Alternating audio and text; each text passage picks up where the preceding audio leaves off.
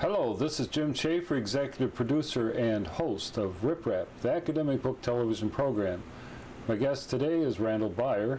Today we'll be discussing the latest books that Rip Rap has received, including those on gender diversity, television makeovers, social economic class, and teaching. Welcome to Rip Rap, Randall. Great to be back. A new set of surprises, I guess. Yeah, I guess so.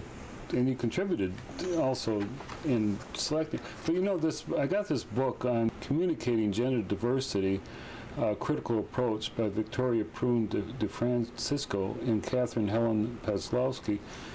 And it has, I think, one of the most fascinating passages in it that I just really enjoyed. She was talking about, you know, that old thing about sticks and stones may break your bones. But she makes the point that words may break spirits. That's true. And she was talking, quoted a native Canadian author, Jeanette Armstrong, who said, "When you speak, you not only have to assume responsibility for speaking those words, but you're responsible for the effect of those words on the person you are addressing and the thousands of years of tribal memory packed into your understanding of those words. So when you speak, you need to know what you are speaking about. You need to perceive or imagine the impact of your words on the listener and understand the responsibility that goes with being a speaker." And I thought that's so fantastic, because it goes to the central point they're making about gender diversity, that we make so many assumptions about what's sex language and what's permissible. And there's another example just this week with Bill O'Reilly, who made a terrible comment, you know, that was in essence racist. And then in terms of bodies and alternative approaches to understanding gender and sex. But I really thought that was a fabulous statement that we can never forget. I think most people realize that words are very strong, and the sticks and stones thing, it's something you can say to sort of momentarily defend yourself when you're, you know, a child, to sort of keep your spirits up. But ultimately, words can be very, very hurtful. Well, and also good. I mean, if you use the right words, they can be this business of taking accountability, feeling responsible for what you're saying, and taking care and being thinking and reflective about what you're doing, and not just, you know, rattling off something. And like this Armstrong also says, we are all powerful, each of us individually. We're able to make things change, to make things happen differently. We are all able to heal. I think that's what's important, is that we each take accountability and responsibility for what we're saying. And that's what this Armstrong was talking about, that everything we say affects someone. Someone is hearing it, someone is understanding it, someone's going to take it, and it becomes memory. We are all powerful, each of us individually. But that thing about becoming memory, I mean, that's that collective memory. Yeah, it's really true. You never forget stuff. Well, it works institutionally, especially in terms of the stories you tell colleagues, or the stories that keep your business or your academic department, or wherever you're employed, or whatever job you're doing, it creates its own mythology of that place, and the words you use conveys the values you have clearly, and people can get the wrong idea if they hear different stories about the history of their... The classic example of this is when people are saying, well, I was just telling that joke to my friend, and they have this idea that what Armstrong is saying and what the authors of this book are saying, whenever you speak, it's into the public discourse. There is no such thing as, oh, it's just to my friend. Just to my friend, right. And actually, in sexual harassment cases, it can ripple on out, and someone else that you didn't think was listening but was, and was affected by it, is now have legitimate basis for bringing an issue with it. Right. So that's I think this need to think about what you're saying. There is no, oh, this is okay, tell this racist joke or sexist joke here. All are involved, and if you take that as a standard, I think it's better. But it's key to the issue of diversity. This kind of goes to this book on cutting class. What's the author? I'll read the full title and then the author for you. Cutting Class, Socioeconomic Status and Education by Joe L. Kinchlow and Shirley R. Steinberg, edited by them, a series of articles and chapters by various authors. Well, see, what's fascinating about this is how our pedagogical strategies, how our teaching institutions reflect class, social economic class. And we may not even realize how, empirical or empire-related that all is. In my own classes, I don't enjoy being lecturer and having all the students lecturee. Good pun, actually. Yeah. Why is class called class? Right. but that's the problem, is that we need to reflect on how are we replicating positions of power? Right. Are we encouraging and cultivating learning? And so they're taking a look at this, at trying to offset this notion of class, social and economic class, in the educational process, and with our pedagogical strategies, because we would love to believe that it's our empire. We can do whatever we want. We are the dictator. We can say, you have to do this. But if you start looking at it as a joint collaborative process of a journey of discovery that people often talk about, it dramatically changes the process that's going on there. Well, some of the section headings in this book cover the nature of class, socioeconomic context, and critical pedagogy, which it's about education. We have exploring critical theory and critical ethnography in the context of the production and reproduction of social class, just what you were sort of talking about. I guess you were talking about classroom presence or creating an environment of equality. Corporate power, class, curriculum, and everyday life in schools. Class autobiography, educational insights.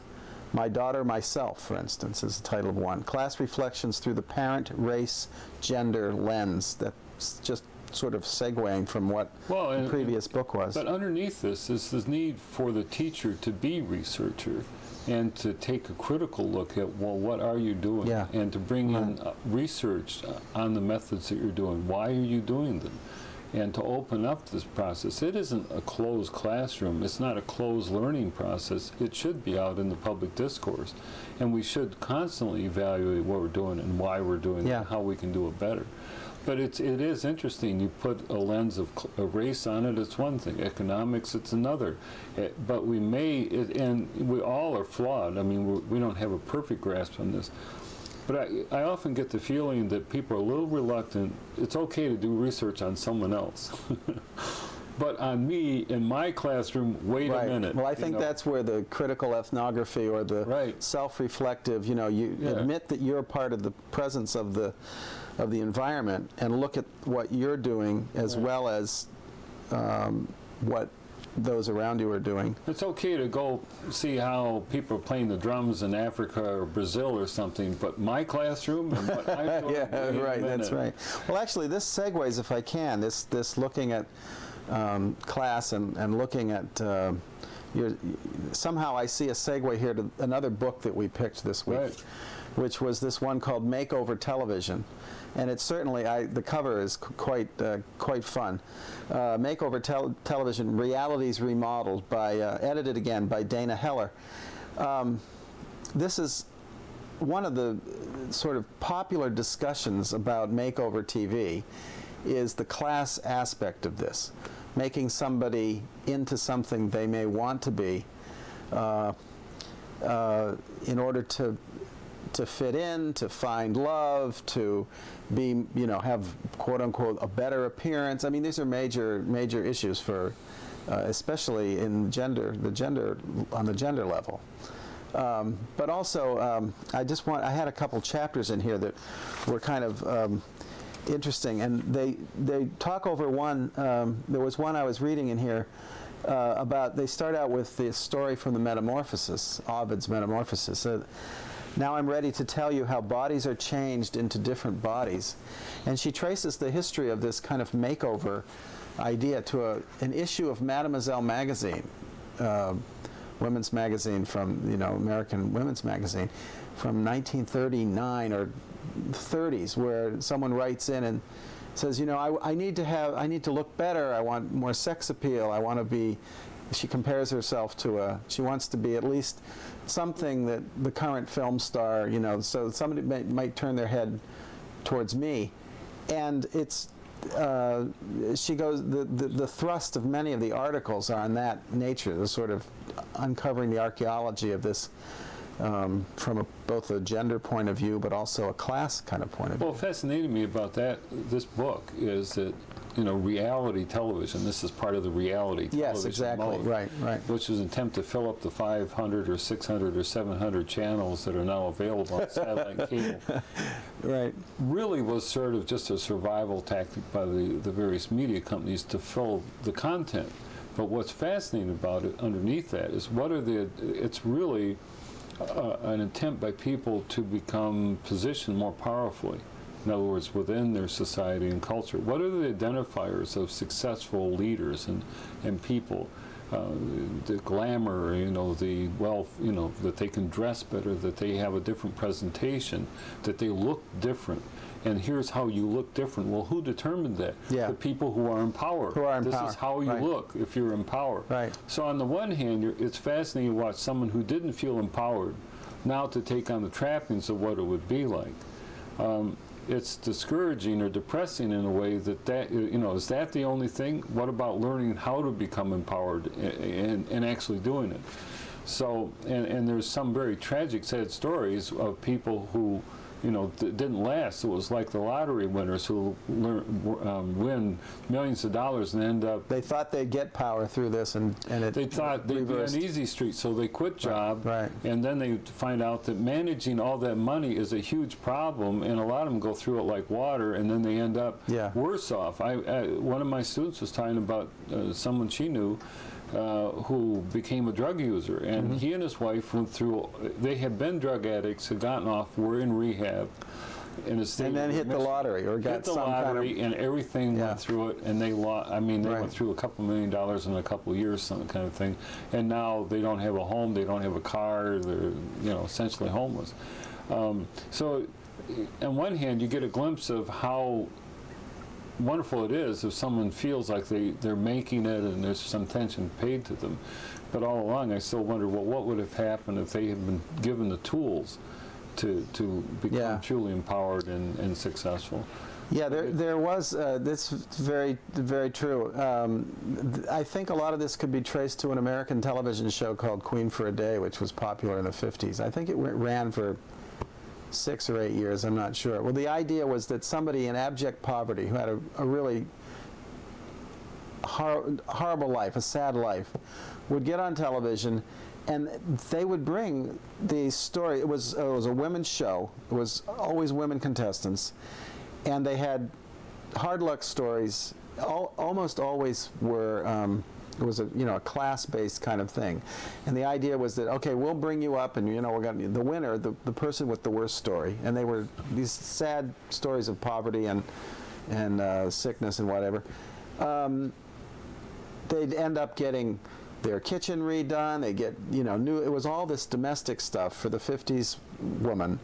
But it was really a kind of a leveling thing. It not leveling in a positive way. It sort of said, telling the rest of America who watched the show, okay, look at how bad off these folks are.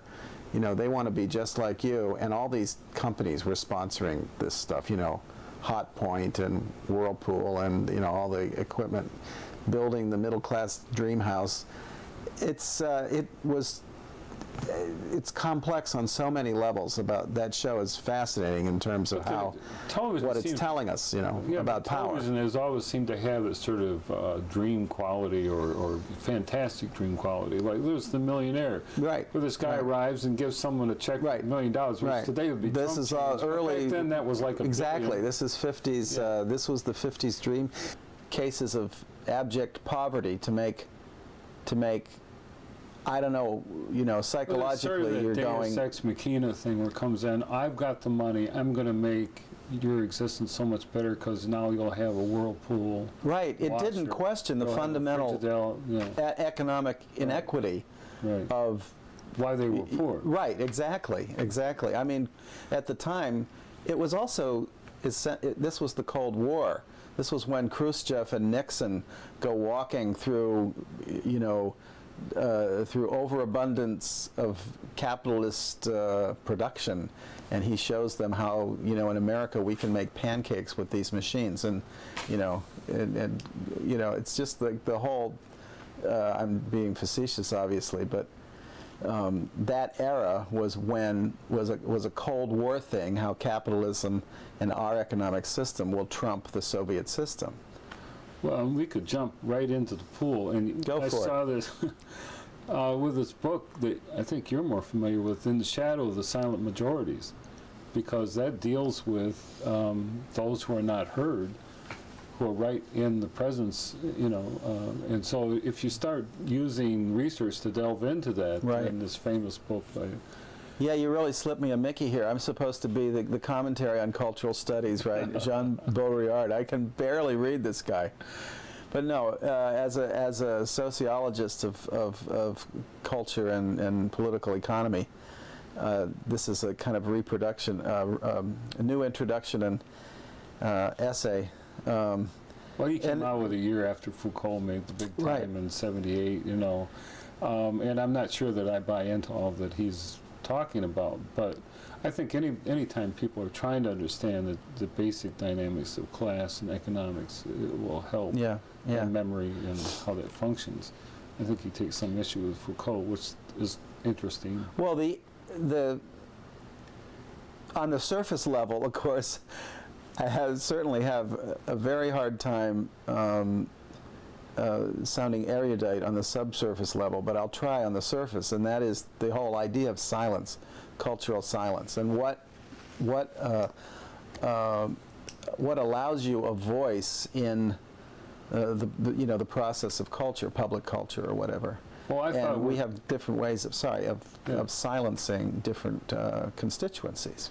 Well, that's the constituencies is the issue, and that's why I thought fit into this whole other discussion, is because the disenfranchised, the people who've been played out of the game, and that's what he's talking about in his thing. It was the Red Brigades, the Baader-Meinhof game, and how they try to reach the masses directly through spectacular, actions, and then play out in the media. I mean, it's sort of the Al Qaeda phenomenon. Right, right. And I heard something today where they're talking about Iran, and some of the impact of what's going on now with Iraq may produce people, the younger militants, who are going to make terrorism as a standard player rather than something in this line of just for effect, to make a political point. Yeah. Saying, well, maybe what we've done is triggered off a whole Right. I think it's wild thing. probably true.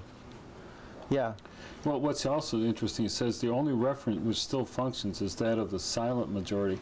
And I keep thinking we're coming into an election period, and even though there's supposedly intense interest, the number of people voting in this country will be less than a majority. Of course, the other trick of it is whose votes actually end up counting, but still. Yeah, that's true.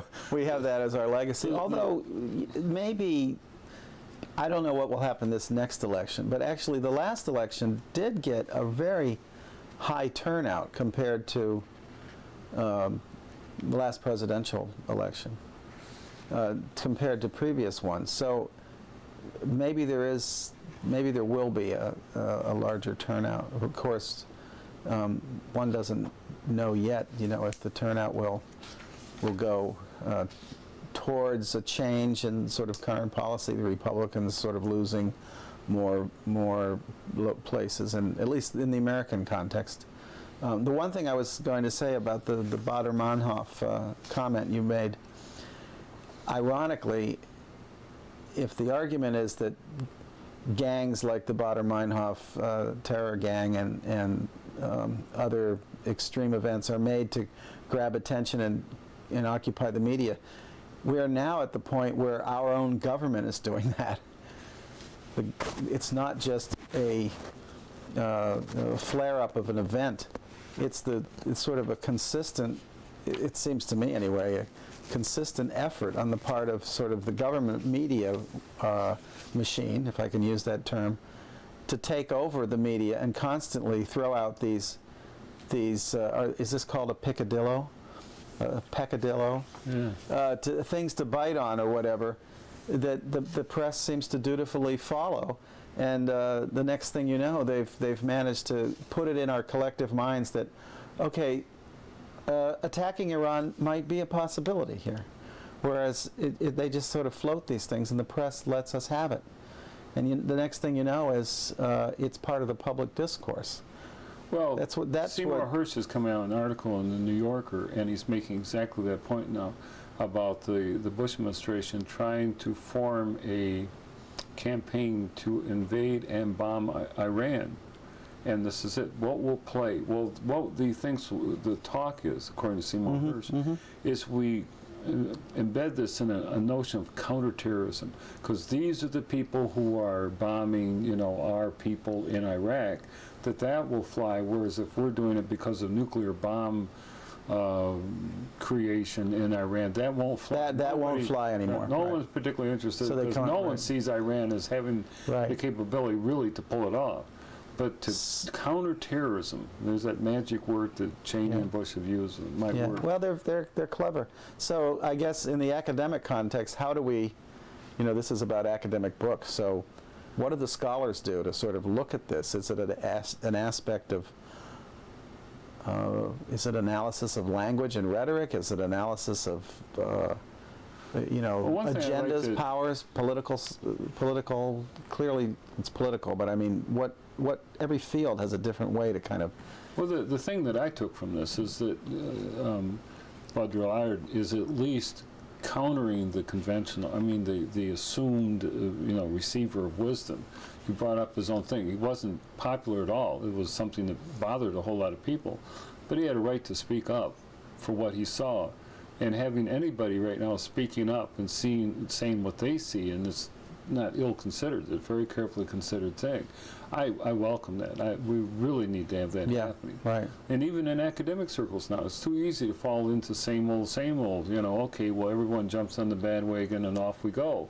We need people who have the courage to stand up and say, well, no, we need to take a look at this other stuff. Yeah, and hopefully taking a look at it means finding some kind of truth either within the data or within the analysis of what well, and there's this interesting book talk about issues, and I'm fascinated with some of these pragmatic things that end up being, or they become research projects. But the issue of shortage of fresh water, and this book, Water Policy for Sustainable Development by David Lewis Feldman. But this whole issue, the fresh water of this century will be like oil in the last century. Even it's said that a UNESCO report predicts as many as 7 billion people face shortage of drinking water by 2050. Wow. Oh my gosh. And when you become aware that the Great Lakes, which has some extraordinary percentage of, the world's fresh water. Yeah. Is also contaminated with mercury and all kinds of asbestos and all kinds of shavings and this and that. This is a major issue that we need to really take a look at, and this book takes a look at case studies in Australia, in the Rhine and Danube in Europe, the Zambezi in Africa, and Rio de la Plata in South America. And it's alarming. We really need to pay some attention to this. And that's one of the things that, it takes a look at 5 U.S. river basin initiatives. What are we what are we doing there, and how are we really working it? But this is something that, academic research can really help. Yes, right. Because it's a huge problem. And here in Ann Arbor, when, the Ann Arbor Art Fair is in session, they can't handle all the wastewater coming through, and so you start seeing interesting particles in the Huron River. And this is all too true. We have a freshwater treatment and sewage treatment geared toward a certain expectation of usage, but we're not keeping, pace with it. Wow. Beautiful. This Yale has just these wonderful, extraordinary books. The title is on the painter Aaron Douglas, African-American Modernist.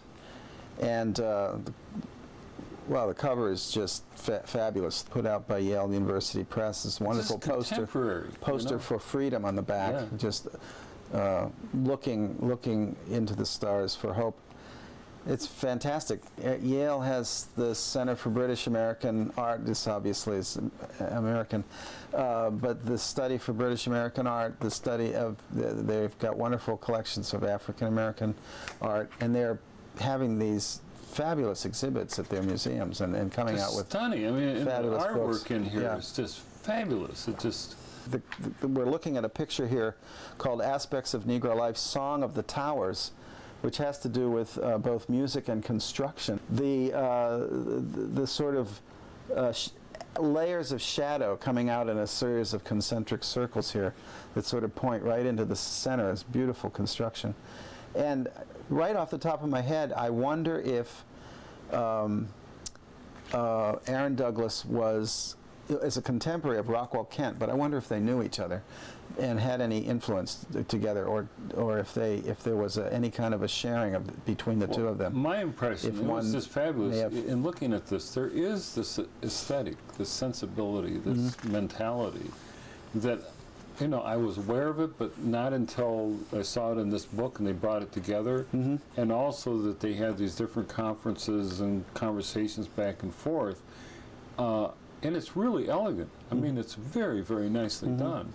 A core painter of the Renaissance, the Harlem Renaissance, and also in terms of the American tradition, one of the greatest American painting traditions is the painting of murals, which of course was big, you know, because of the New Deal era, the 30s, late 20s, 30s, well 30s. But Aaron Douglas was also well known as a mural painter in universities and throughout, because there's a great series of murals in post offices across the country, and perhaps he's one of those painters. But I wasn't aware of the extent and the magnificence. I mean, you like locally we have John Anai Lockhart, but his sensibility is quite parallel to this, and he's working on the Martin Luther King Memorial in Washington. But there is this interesting sharing of vision and color, use of color and conceptualizing that I found fascinating, that I didn't realize had this breadth and depth to it. And so it was, I thought it'd be a wonderful addition. But I can't praise Yale University Press enough for taking on these subjects, because one of the things is, in terms of memory, is if someone doesn't do this, then we're losing the aspect. Exactly, which is the call of the artist. Well, the big feature in this book is a series of murals at Fisk University called The Negro in America, and it's a series of murals across above doorways and so forth throughout, and it does exactly that. It's creating a collective memory of African American life and history. Well, so, thank you. What a treat! What a way to end our we needed a little. Our current conversation. We had quite a, but it's all within the framework of diversity in various ways. So, thank you for being on Rip Rap. You're welcome. This was fun.